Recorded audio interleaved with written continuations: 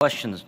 Just before I recognize the gentlelady from Minnesota, on John's last point, do all three of you agree? I agree strongly. Couldn't agree more strongly, sir. I think that's a great opportunity, actually, for this Congress to show the world how bipartisanship works.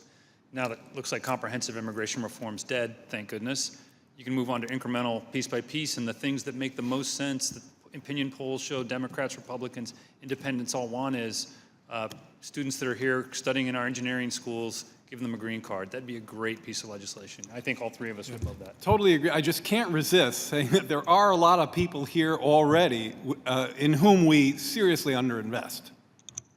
Thank you. Very good points by all three of you.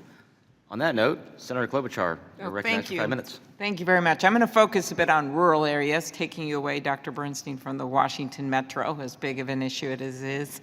And I guess I'll start with what we ended with there was immigration. We've got a dairy in Minnesota that employs a couple hundred people. They're legal Mexican workers that have come over. They want to bring their spouses. They can, but then they can't work for 7 years.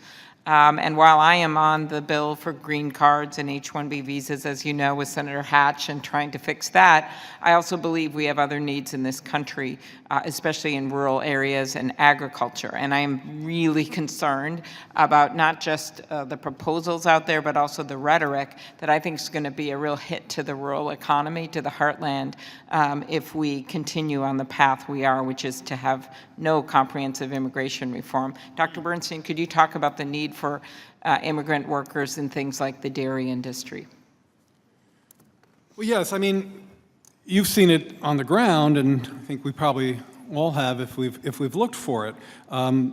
This is a critical workforce, a critical part of the workforce, and in fact, an essential growing part of the workforce if we would allow it to grow. One of the reasons our macroeconomy is constrained, and I'm using some of the language of the chairman who's written about constrained potential in GDP, is because our labor supply is growing too slowly. Well, a lot of that, as Tim said, is demographic. One of the ways we've often dealt with that is being welcoming towards immigrants. And so at the micro level, which you're describing, it's critical for employers to have that supply. But at the macro level, it's also really important. So we are definitely shooting ourselves in the feet.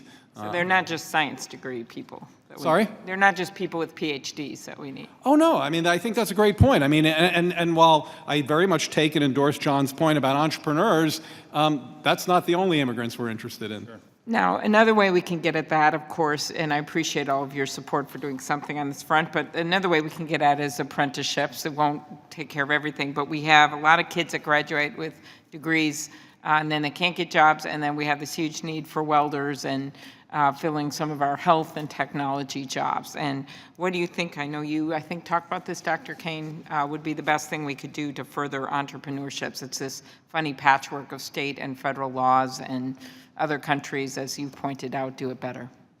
So, and I'll second the point. When I was saying comprehensive reform, instead I mean trying to do everything with one giant bill. I absolutely agree. I think immigrants at all skill levels strengthen the U.S. economy. Thank you. I worry that we may be making it too hard for agriculture workers to come in, whether as guest workers or... And that was part of comprehensive reform with the agreement with the migrant workers. So I like comprehensive, meaning let's address all immigrants. Let's not try to do it with one bill that 15 years later we've got nothing. So building a working coalition is a key priority.